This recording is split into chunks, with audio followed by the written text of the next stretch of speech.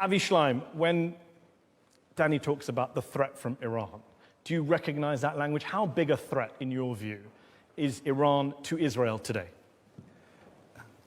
Iran is not an existential threat to Israel, but it is a strategic threat.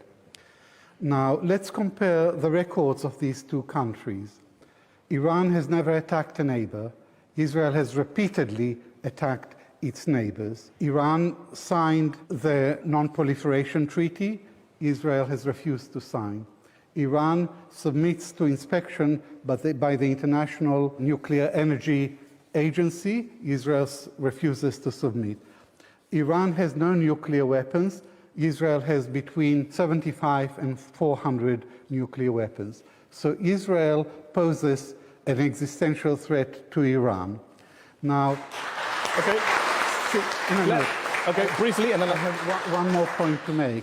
For the last 40 years, Israel has conducted a systematic campaign of disinformation about Iran. Why the lies? Why the double standards? Why the hypocrisy? Professor Shlaim, can you say this in a straight face? I cannot believe it. If you look into details, Israel, right, has been in existential threat ever since its re-establishment, and it was re-established in 1948. And as an historian, I'm sure you will agree. Israel, only out of self-defense, is defending itself, and Israel has never, ever threatened another country. Israel has attacked its neighbors, not in self-defense.